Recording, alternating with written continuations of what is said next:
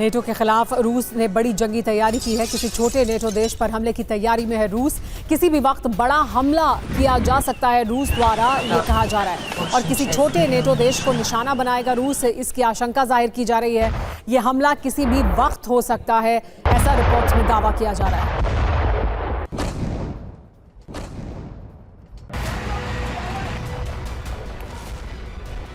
तो NATO versus रूस 2026 में क्या महासंग्राम होगा? जल्दी नेटो देश पर हमला कर सकते हैं पुतिन, ये कहा जा रहा है। किसी छोटे नेटो देश पर हमले की तैयारी में है रूस।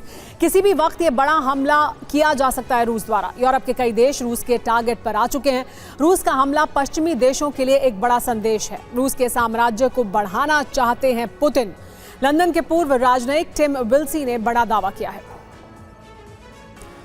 लेकिन अमेरिका की रणनीतिक दबाव में यूरोप पर मंडरा रहे संकट को रूस ने बढ़ा दिया है। हालांकि अब तक रूस के प्लान में यूक्रेन है, लेकिन यूरोपीय देश रूस को खतरा मान रहे हैं। इसीलिए रूस के खिलाफ कार्रवाई से परहेज भी नहीं कर रहे हैं। ऐसी ही कार्रवाइयों ने पुतिन का गुस्सा भड़का दिया है, जिसने यूरोप के मोर्चे पर विनाशकारी जंग का बिगुल फूंक दिया है।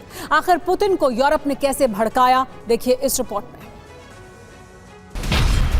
यूरोप में बजी रणभेरी, पुतिन ने भी आंखें तरेरी।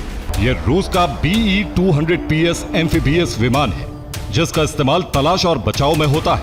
लेकिन यही विमान बाल्टिक सागर की तरफ बढ़ते देखा गया, जिसके बाद इटली के यूरोफाइटर टाइफून जेट सक्रिय हुए और रूस के एम्फीबियस विमान को आगे बढ़ने से रोक दिया। तो नाटो ने रूस के खिलाफ मोर्चा खोल दिया है। क्या नाटो का इरादा रूस के खिलाफ जंग लड़ने का है? और क्या पुतिन नाटो की हलचल से कदम पीछे खींच लेंगे? और ये दावा हंगरी के प्रधानमंत्री विक्टर ऑर्बन ने भी किया है। उनके मुताबिक पश्चिमी यूरोप का मकसद यूक्रेन को समर्थन देना है। यूरोप का यही क्षेत्र रूस के साथ संघर्ष भी चाहता है। इसलिए नाटो के सदस्य एक बड़े युद्ध की तैयारी कर रहे हैं। ऐसा युद्ध जो आगे चलकर विश्व युद्ध में बदल सकता है। इसलिए तैयारी के दूसरे मोर्चे पर यूरोपीय देशों ने हथियार जुटाने शुरू कर दिए हैं, जिनमें लातविया ने पेट्रोल बम वाटा के बेड़े में शामिल कर लिया है। तो दूसरी तरफ यूरोपीय कंपनी डेस्टेंस ने क्रूज मिसाइल रूटा की सेकंड जनरेशन पेश कर दी।